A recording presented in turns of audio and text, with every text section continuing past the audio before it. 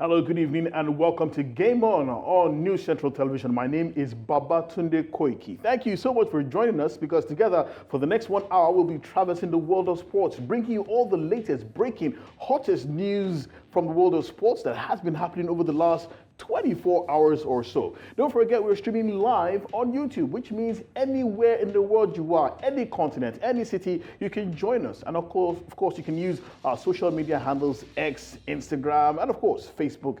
I'm not doing this show alone. Favor Itua, our man in Abidjan, now back in Lagos, is with me. Bonjour, Favor. Bonsoir. Bonsoir, okay. Bonsoir is bonsoir. Okay, of bonsoir, course, yeah, you would know because you spent some time in Abidjan. How are you doing today, Favor? Yeah, I'm doing good. I'm doing fine. I'm acclimatizing to the weather in Nigeria, you know. But it's interesting that we're talking about the first thing that happened, because it's amazing what has happened over the last 24 hours. We heard that the national men's basketball team of Nigeria would not be able to go for the Afrobasket Qualifiers. Within the space of a few hours, we heard that the Ministry of Youth and Sports, the minister himself, intervened, and that has been settled. Well, it's been a lot of issues with the Basketball Federation. I mean, not forgetting, sometime last year, they had the qualifiers in Lagos. We all know how much was given to them, you know, when it comes to daily allowance. I mean, it was nothing to write home about. Some of them just came to play for their countries. We also missed out with some of the key players in the D Tigers. They refused to turn up for that particular qualifiers. Fast forward to now, I think the Basketball Federation right now, there's nothing much of confidence from the level of the ministry, the support. It's not been so superb when it comes to the Basketball Federation. The ladies won the Afrobasket. Yeah. What was done to them? Nothing. So absolutely, you can imagine, nothing. You know, what is really happening at the moment. Wow. But thank God they're on their way, and hopefully they arrive to Tunisia safely. Well, in case you don't understand what we're talking about, it's because the first window of the FIBA Afrobasket Qualifiers 2025 has begun, or will begin tomorrow in two cities, that's in Monastir and also in Cairo. It's a 3-day slate of games starting from the 23rd of February. 12 teams across groups B, D, and E will compete in an initial window. The other 8 teams comprising in Group A and C will have to wait until the second window, which is slated for November. Of the 20 countries competing, 16 will qualify for the FIBA Afrobasket 2025. And to qualify, the journey begins tomorrow, Friday. Teams in Group B, D, and E will compete in a round-robin style tournament as they will each play 3 games in 3 days in Monastir and in Cairo. And after the conclusion of the 3 windows, each team will have played the other teams in their group a total of 2 times. So the first window starts tomorrow, that's February the 23rd to the 25th. The second window is in November, that's the 22nd of November to the 24th, while the third window is in February 2021 to 23rd in 2025. Well, joining us now from Lagos, Nigeria, is a good friend of ours and a basketball expert. Also the media officer of River Supers, but she's a basketball journalist through and through. A lady I like to call Her Majesty the Queen. Queen Mosef joins us tonight. Thank you so much for tuning in, Queen. It's been a very, very interesting 24 hours in basketball. So please, tell us, how did it get to this situation where a whole Nigerian national basketball team was threatening to withdraw from the qualifiers of the Afrobasket? It's been an exhausting 24 hours, I'll tell you, and mentally draining. And this is sort of period you would not wish to be in Nigerian. And you ask yourself questions, why am I in Nigerian? When you look at what is, like, Favor is just back from the AFCON, you saw what happened to the Super Eagles, the attention they got, the funding they got, and you wonder if the rather not the Super Eagles now, the D Tigers or the national team of the basketball can get sort of attention and funding like that. The last 24 hours has been draining anyway. We first felt that they would not compete, that the D Tigers would not compete, because just a few weeks ago, like 2 weeks ago, we saw the girls compete at the Olympic qualifiers for Paris 2024. And it was not also easy for them to qualify or to go there to compete, because it was towards a week or 2 weeks before the tournament. We heard that they were going to compete because we kept asking questions. Are these girls going to go? Would they have the proper funding? But in the end, they got funding, but it was not from the government, not from the federal government, I'll tell you. So from like 2 individuals that got the girls there. So, but that aside, the men were going to compete for a huge one. The last Afrobasket tournament in 2021 was a very terrible outing for us. But this time around, it was something we could make up for the 2025. But not going to compete would have been a huge embarrassment for a team like Nigeria, who have won the Afrobasket before in 2015, and looking at the pedigree of the team, looking at how far we've gone, is a team that's beaten United States in a qualifiers, or will I say in a friend. The team going to compete, they were not seeing any form of funding anywhere, and even the government were not going to also bring out any form of funding for them to go there. So, but my question is, usually every year, we usually have calendars for the year. And I'm sure the NBBF are aware that we're going to compete in the Olympic qualifying tournament and as well as the Afrobasket qualifiers. So how come they had to get to the later stages brilliant enough to get sponsors away from just focusing on funding from the federal government? It's an interesting question that you actually posed, Queen. And I have to read from the statement released by the special advisor to the minister. And it says that the Honourable Minister for Sports Development, Senator John Owan Enoh, has given his consent for the NBBF leadership to do all that they can to see that the D-Tigers will participate in the qualifiers, with an assurance that the necessary funds will be approved and the funds released within the next 3 weeks to pay for the flight tickets of the team, allowances and other logistics. So I'm actually at a loss now. Did they not know that the team was going to participate? And who is going to pay for the team's travel and stay in Monastir? Beautiful city, by the way. And when is this reimbursement going to come? Because money is always a big issue when it comes to sporting federations in Nigeria. Usually, Engineer Musa Kida, that's the NBBF president, he says he uses his money, his personal funding with the team most of the time. And he has said it a lot of times. And when he uses his personal funds, he gets reimbursed. It might not be immediately, it might come months, sometimes a lot of months later before that reimbursement will come. And at some point, he said he got tired, that he can't afford to start using his personal funding for the national team.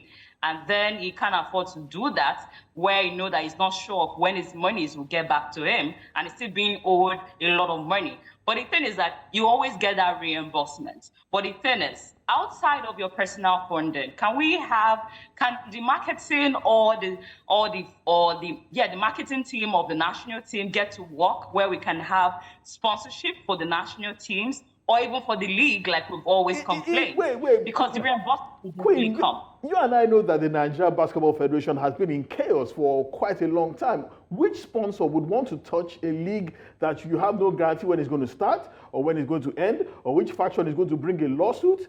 Why would anyone want to touch the Nigerian National Basketball League? No one.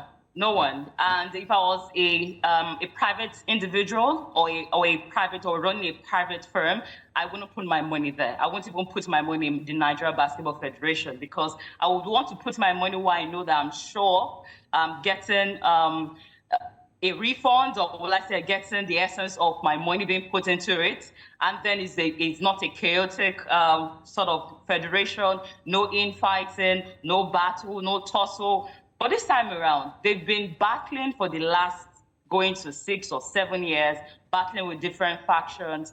But this time around, there are a lot of settlements. In the last 1 or 2 years, it's just KIDA, just the KIDA board. So no more faction against faction. But this time around, it is now individual. They are infighting between themselves or amongst themselves. So now the whole basketball federation is not even united, where you have some boards on one side, the other boards, the other members of boards on the other side. So how do you get to work? How do you stay united and bring the Nigeria Basketball Federation to another level? So private firms would not definitely not put their money in it.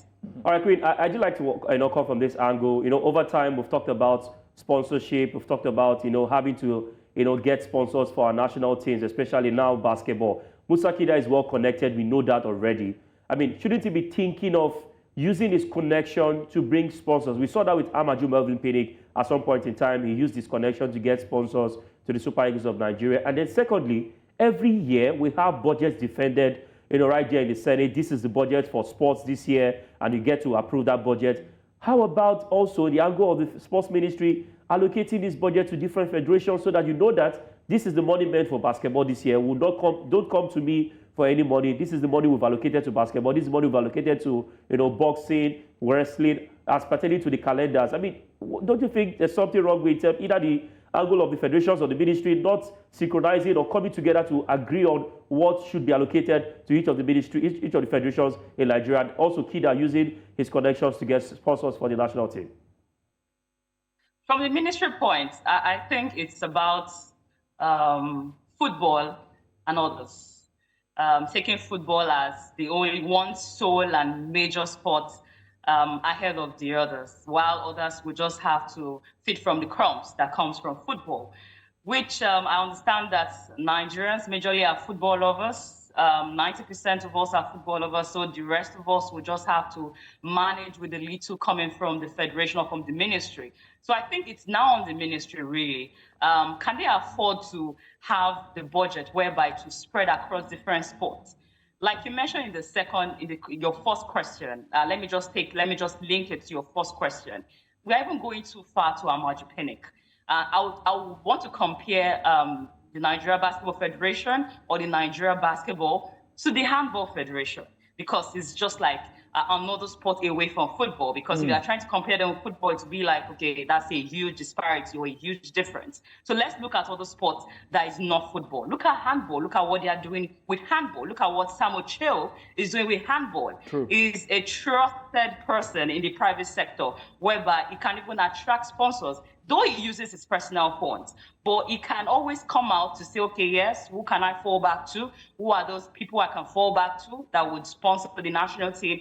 And meanwhile, the handball team don't even always get those enough monies from the ministry to go for their national competitions. So now, it now boils down to your second question about the ministry, trying to disburse all of this money or this budget to the different federations, different sports. We can't allow them to just stay solely on their own. They need that sort of sponsorship, that sort of funding spread across all other sports. It might not be as much as football. We are not asking for the huge chunk that football gets, but if they can get a little of what football gets, I don't think we'll be having all this sort of problem, which I really don't blame so much. I won't blame solely on the ministry. Kida also has his own blame. He also has his own sole blame as well, because the board is divided. And also with his caliber of person, we are feeling, which a lot of basketball people are embarrassed and disappointed that with his caliber of person, he should be able to attract sponsors, whether to the league or to the national team, whereby if we have issues, we're not getting money from the federation, he doesn't want to use his personal alternative sources of funding. Yeah. So Queen, let's leave the politics aside and let's come back to this team that will be competing in Monastir, Tunisia. We heard that they're on their way to Tunisia as we speak, and the FIBA have kindly moved their first game, I think, from 11 a.m. to 2 p.m. to give them time to settle down as it were. So, which team will now be competing in Nigeria's colors? We do know that the NBA is currently going on, so it is definite that we will not be getting any of our NBA stars in this competition. We are hearing that players might be coming from Europe. It's much easier to get to Europe, to get to Tunisia from Europe. Who will be competing for Nigeria? And can we depend on them to do well? I can tell you that like 7 or 8 players are coming from the local guys. 3 of them are actually coming from my team, the River Supers. Okay. Because when they left Port Harcourt this afternoon, they just told me that they were coming to Lagos. I said, okay, fine, safe trip down. I can say 7 or 8 players from the local guys are going. And these are players who just play pickup games. Maybe 5 aside, 3 aside, and the rest of them. Because the league is not on. The last time most of them played was in November.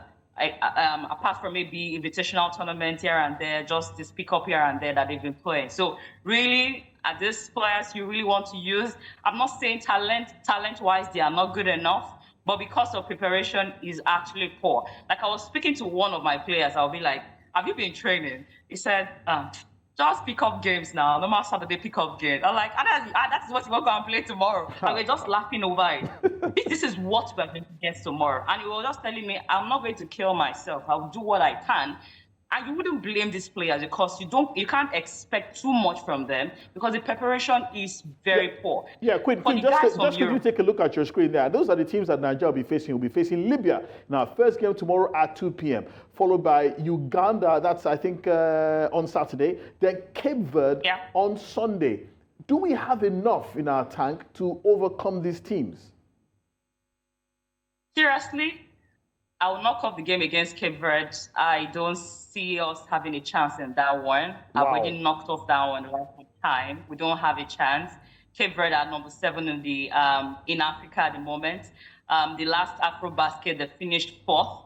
You should see a lot of progression they've done in the last few years. They're a very strong team, and it also has reflected in football. You saw what Cape Verde did at the AFCON, so they are doing a lot of things in their sport. So for Cape Verde, that game against Cape Verde, and recently we met them at the World Cup qualifiers in Rwanda last year, and we were beaten. We were well beaten by Cape Verde, and we had this sort of kind of preparation. We were not well prepared. None of our best players got to play against that Cape Verde team.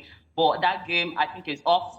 The team I am thinking we can be able to pick something from is the game against Uganda. But that Ugandan team are also good as well, because they are well prepared. The last time we met at the Afrobasket 2021, they defeated us in finals. They defeated us in the quarterfinals. So you can say that it's not really going to be an easy one. All of the 3 games are not going to be easy. The games against Libya, I would have said, okay, it might be a good one for us to test our mind. But looking at when they arrive, getting on court, with the sleepy eyes, tired legs, and all of that, I'm not expecting much in that game. And Libya just qualified from their pre-qualifiers yesterday, defeating Morocco. And the manner at which they defeated Morocco, it was something else. They are very fast on the ball, very smart, and they know how to share the ball really, really well. So we have a huge task in our hands. It's going to be a difficult one. And if at all we're going to pick any of these games, it will be the game against Uganda. That's just the truth. And You've absolutely broken my heart right now. You basically predicted doom for the Nigerian national team. So there's really no point for us to go. I wanted to just tell her if the team can take a cue from that we might not pick a victory this one. The team can also take a cue from the Nigerian squad that traveled to Tokyo, arrived the day to play Japan. I mean, if that can also give us some form of motivation, you know. We can't keep playing all these fire brigade approach kind of games. But the thing is that we have a chance, not this window, because the second window for us is going to be February next year. So all we need to do is, it's good they've shown up. The worst that would have happened is that if we had withdrawn like yesterday, the news got out that we had withdrawn, they would have gotten a fine from FIBA. We'll also miss the Afrobasket 2025. But this time around, since we are going there, whether or not we lose all 3 games, we can go back, rally, and put our house in order, and also prepare well for February 2025 window, because like Koiki mentioned, we have to play each other twice. And it's only 3 teams qualifying out of the group. So if we can put ourselves together in February 2025 and prepare well, we can make one of those slots there. Yeah. Okay, so we've been speaking with Queen Mosef, Her Majesty the Queen, the media officer of River Hoopers of Port Harcourt. Thank you so much for your time and sharing us this not so cheery. You didn't add the cash backing, you know, the cash backing media, you know, add that too. I don't know what you're talking about, but I'm sure Queen wouldn't agree with you. But thank you so much for your time, Queen. It's been an absolute pleasure having you on the show. Hopefully, next time we speak, we can have some more cheery news coming out of Nigerian basketball. Hopefully. Thank you very much. So we were talking about the FIBA Afrobasket Qualifiers for 2025. On your screen, we can see the groupings as it is now. So you see Group A, South Sudan, Congo, DR, Mali, and a team to be announced. Group B has Cape Verde, Nigeria, Libya, and Uganda. Queen just told us that it might be a bridge too far for Nigeria. Group C has Senegal, Cameroon, and another team to be announced, and Rwanda. Group D has Cote d'Ivoire, Egypt, the Central African Republic, and Madagascar, while Group E will see Tunisia tackle Angola, Guinea, and Kenya. So, I don't know about you, Favor, but after everything that Queen has said, I'm not particularly optimistic that we might get something out of Monastir. Well, in Nigeria, there's this word that we always use. Let's be hopeful. Oh, good. Now, hope is what we need at the moment. But then, what worries me also is the fact that we've not had consistency in the Tigers over the past few years. We've always been rotating players, either by them not agreeing to come and play. There's no consistency. We have a lot of players, Favor. We have a lot of players. Just like football. Speaking about football, now let's quickly tell you that the Viareggio Cup, that competition that we spoke about yesterday so extensively, founded in 1949, it has 4 Nigerian teams in the quarterfinals. Believe it or not, this competition has never been won by a Nigerian team. It's been won by the likes of AC Milan, Juventus, AS Roma, Fiorentina, but 4 Nigerian teams are in the quarterfinals. In today's games, Serie D team under 19 defeated Brazzaville under 19 team by 3-1, while Beyond Limits, who are the academy team of MPFL team Remo Stars, they defeated the Torino under 19 team by 3-2. Mavlon under 19 team will be facing ATFA, which is another Nigerian team, and of course Honved will also be facing Ojodu City under 19 team. So one Nigerian team is through to the semi-finals. That's Beyond Limits FC. 2 more games will see 2 Nigerian teams face off. ATFA under 19 versus Mavlon, while Honved under 19, that's a team from Hungary, will face Ojodu City under 19 team as well. You're still watching In the Game here on News Central Television. We'll take a short break. When we return, we'll be talking about women's football. The Super Falcons are in Douala, ready to go against the Lionesses of Cameroon. We'll be back with much more.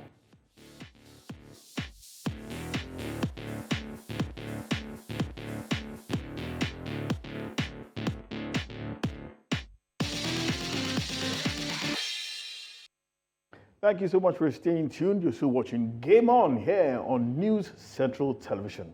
We've been speaking extensively about the woes of the Nigerian national men's basketball team on their way to Monastir, Tunisia to compete in the qualifiers for the 2025 Afrobasket. We had Queen Musef join us remotely, and also talk about the fact that Nigeria's teams are doing pretty well in the world-famous Viareggio tournament, where it is possible that we might see a Nigerian winner for the first time. There are 4 Nigerian teams in the quarterfinals. Still sticking with football, let's tell you that another Nigerian team will be competing for honors very, very soon. It's been 16 years since Nigeria last qualified for the Olympic Games. That was in 2008 in Beijing.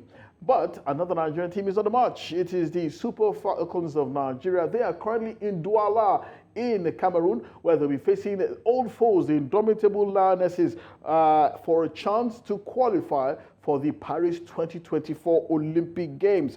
And it's been a really, really good squad that Coach Randy Waldrum has called up. 21 players looking particularly good facing this team. Now, you can see that on your screen. That's Chiamaka Nnadozie, Tochukwu Oluehi, and Linda Jiwaku. Those are the goalkeepers. Defenders are Ashley Prompter. Remember her?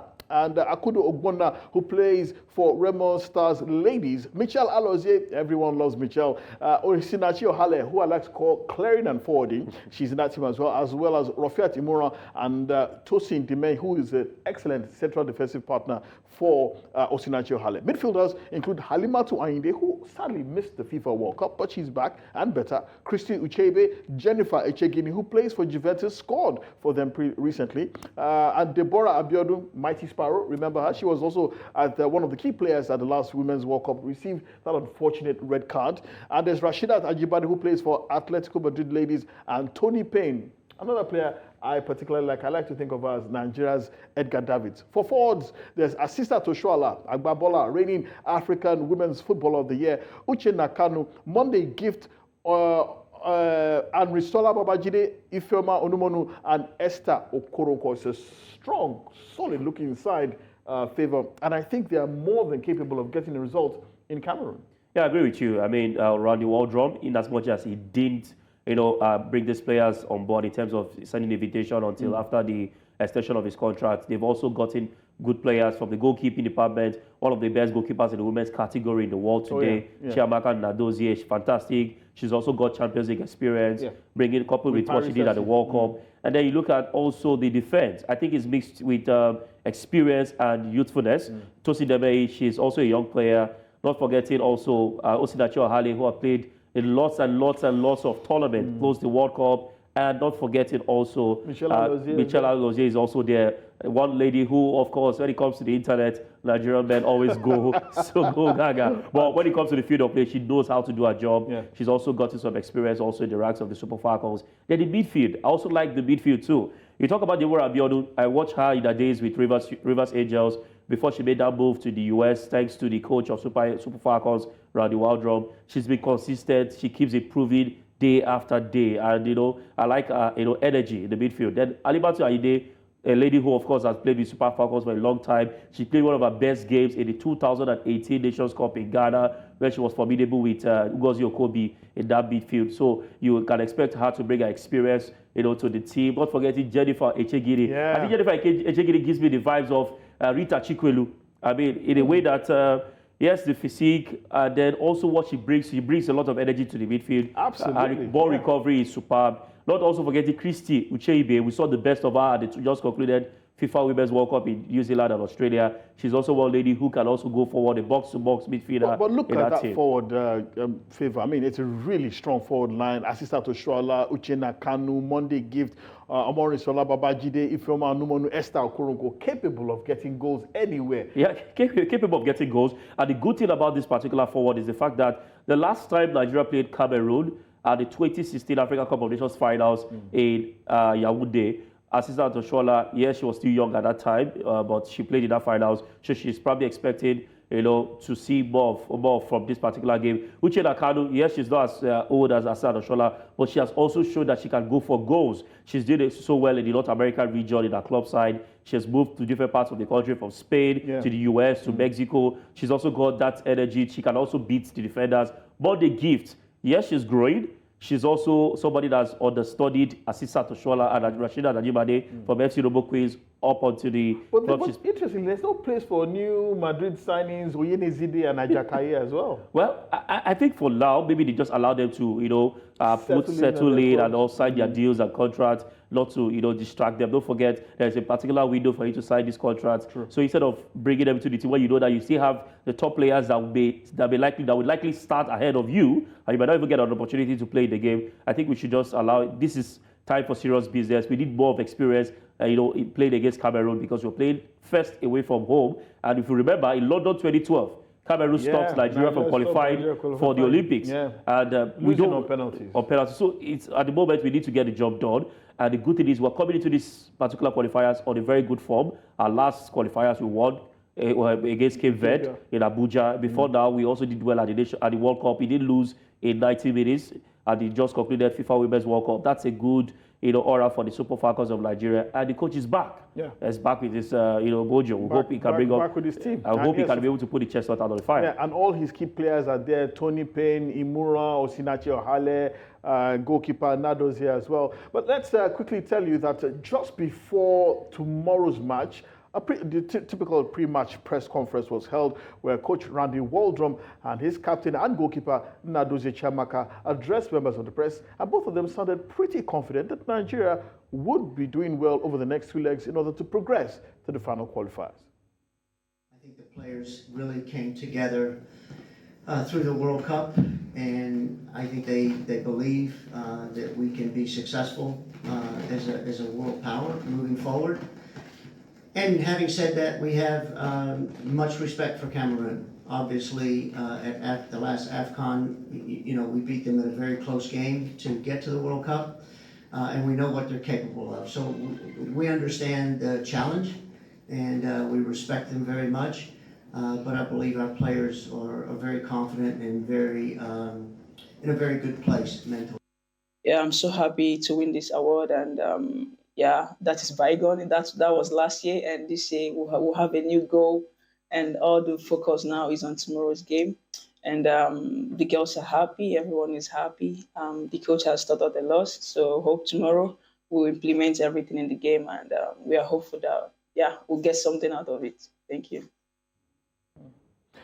Coach Randy Waldrum, coach of the Super Falcons of Nigeria, and Chiamaka Nadozie, captain and goalkeeper of the same team, speaking ahead of tomorrow's very, very interesting and rather crucial qualifier for the 2024 Olympic Games that will be held this summer in Paris. Of course, like FIBA Eto'o did say, this same team, Cameroon, stopped Nigeria from qualifying for the 2012 games in London, beating Nigeria on penalties after both legs had ended in a tie. So you can imagine the fact that Coach Wande Waldrum will be paying close attention to this game. He also talked about the fact that they faced each other at the last Africa Women's Cup of Nations. It was a tight, close game which Nigeria just about edged. So these two teams know each other quite well. So you can expect a tight game. The Cameroon have had some few issues, some players not showing up, and Waldrum has called up a really strong squad. You get the impression that there should be no excuses for Nigeria not to qualify over the two legs. Yes, of course. I mean, there should not be any excuse.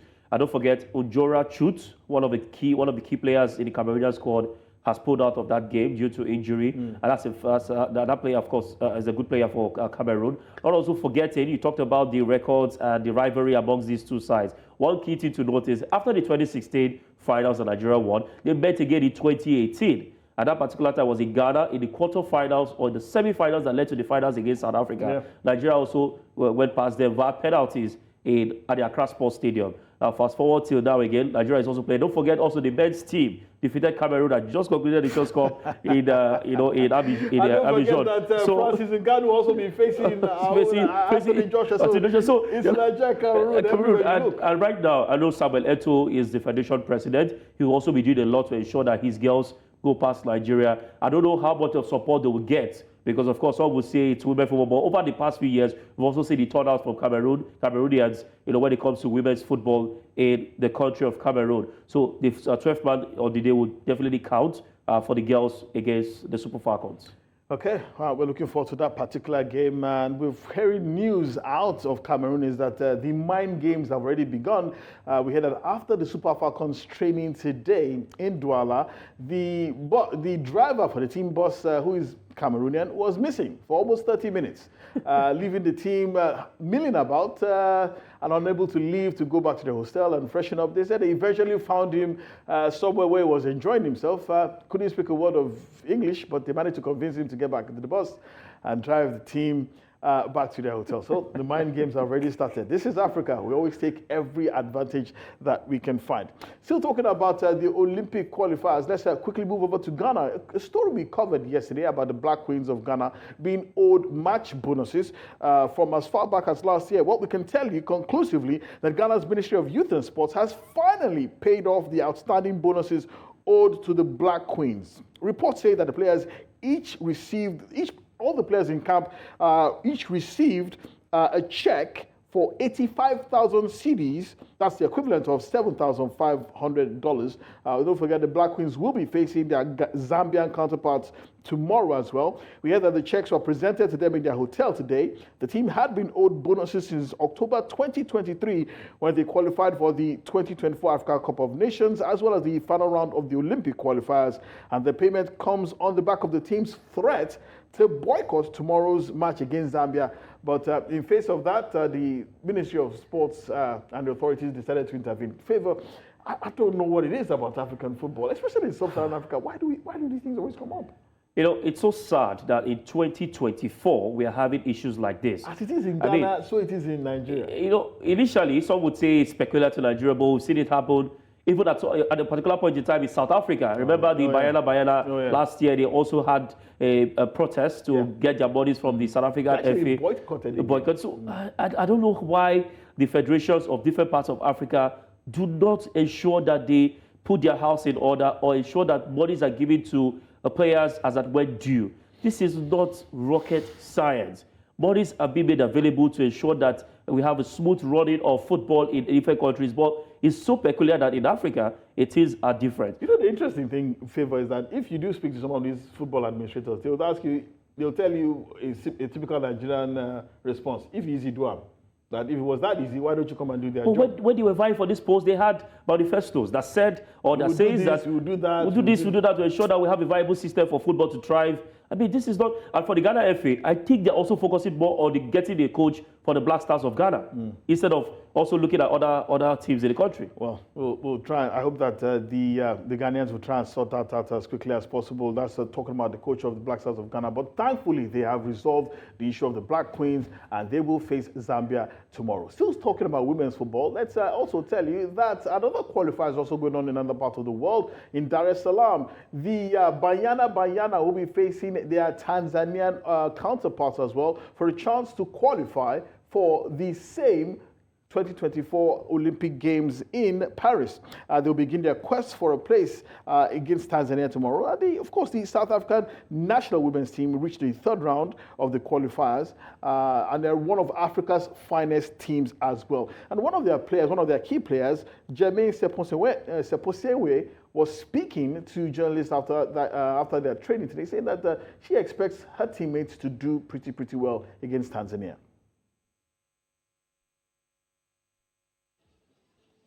I think it actually puts a bullseye on our back, you know. Everyone wants to come in and beat us because we won WAFCON. It's always so much responsibility, so much pressure, but I know the team is determined to win and to return back with great results. We look forward to the game. We look forward to Tanzania coming out to try and beat us. We're at their home, so it's going to be a very tough game, tough encounter. We're playing, you know, in tough conditions as well, so it's going to be tough, but I know the team is going to come through Jermaine Seposewe is talking about Banyana's chances against Tanzania tomorrow in an Olympic game qualifier. Still talking about women's football, of course, we have to give a lot of credit to women all across Africa. The NBBF, Nigerian's Women's Football League, was founded way back in 1990.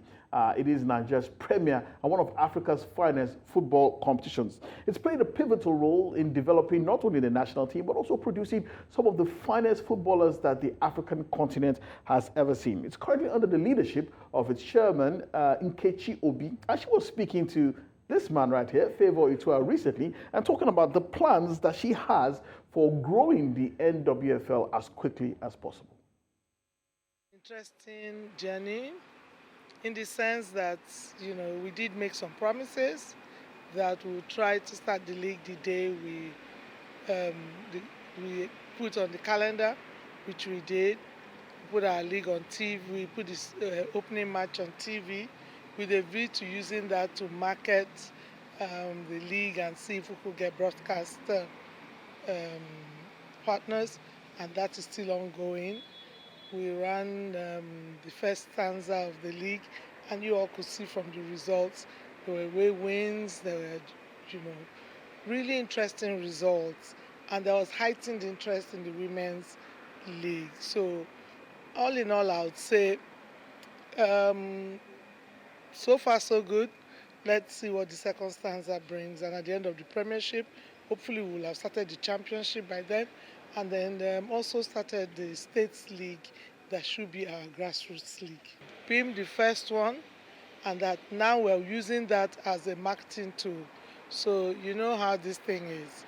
You've done this, you have to, at the time we came on board, by the time we settled down, most companies had spent both their advertising budgets and their media budgets. So what we're doing is that we're using this new year to revive the conversations. They're ongoing, and I believe that before the season runs out, we will run a few of our matches on TV. Chairperson of the Nigerian Women's Football League, Nkechi Obi. Let's quickly show you the results of matches that were played in the league yesterday.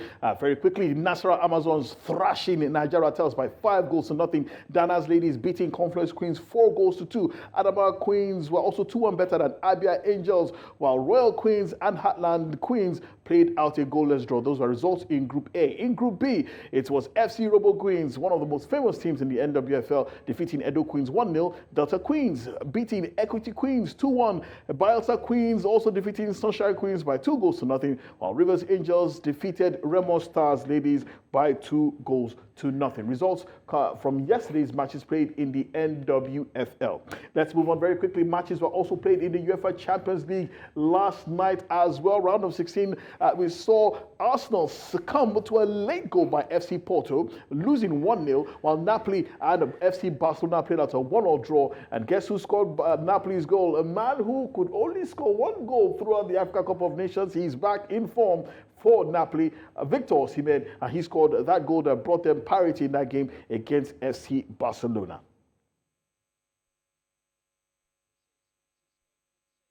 Appropriately enough, Napoli and Barcelona meet it. Plenty forward as Gundogan delivers. Lobotka away and Pedri! Oh! Almost deceived. Napoli are level. Victor Osimhen bringing parity for Napoli in that UEFA Champions League game against Barcelona. Speaking about Barcelona, one of their club legends, Dani Alves, has been in the news for the wrongest reasons. Well, he's been sentenced to 4.5 years in prison for sexual assault, rape actually. A trial had been going on for the past few weeks, and now a verdict has been reached, and Dani Alves will spend 4.5 years in prison for rape. He maintains that the encounter was consensual, but the court has found him guilty, and he will definitely be doing time behind bars. Really, really sad. Let's move on to another story, a very sad one. It involves athletics. Hundreds of mourners gathered at the morgue to mourn the passing of road running and marathon star Kelvin Kiptum. Earlier today, athletes, family members and friends gathered at the morgue to view his body. Chief Government Pathologist Johansen Odor revealed that Kiptum succumbed to a serious skull and rib injuries in the accident that killed him. Kiptum was involved in a tragic car crash late in the evening of Sunday, February, along the Eldoret Kaptagat Highway. And addressing the press outside the Eldoret Hospital yesterday, Odor revealed the accident also had an impact on the spinal cord of Kiptum, who died on the spot. Really sad scenes. May the soul of Kevin Kiptum rest in peace. Really sad story, Favor. How a promising athlete who was a world record holder in the marathon died in such tragic circumstances. Yeah, really sad, I must say. I mean, in October last year, he broke a record in Chicago. Yeah. Then this is not a way a lot of persons would even expect that things will happen, but well, we can only hope that the families will have the fortitude to bear this great loss, especially for athletics body in Kenya. Yeah, well, Kiptum will be laid to rest tomorrow in Naiberi, near the city of Eldoret, where the government was actually building a new home for his family. Well, thank you so much for joining us on today's evening of Game On. Thank you very much, Favor Itwa. It's been an absolute pleasure. But before we go, I'm sure everyone in the world now knows of what we call VAR. That's Video Assistant Refereeing. But before the VAR, there was also another VAR. It's called Vehicle Assaulting Referee. In a lower division match in South Africa a few years ago between Luka Ball Controllers and Polokwane City, the match was called off due to the safety of the fans, players and officials. According to reports, a fan took his vehicle onto the pitch as he was unhappy with the referee for repeatedly ruling against his team. The fan was reportedly irate when he saw Ball Controllers go 2-1 up after being behind by 1-0. So, in case you are wondering what VAR stands for, it's not Vehicle Assaulting Referee, it's actually Video Assistant Referee, and this was the precursor of what we now know today. So when we say VAR, it's not this one, it's the one that we know. So Favor, please, next time you're watching a football game, do not take the law or take the steering wheel into your hands. That's I hope he's jailed. I hope so too. For life. I really hope so too. But thank you very much for watching. It's been an absolute pleasure bringing you this show. We'll be here same time tomorrow with another edition of Game On. My name is Babatunde Kweki. Wishing you a wonderful evening. We'll see you tomorrow. Bye-bye.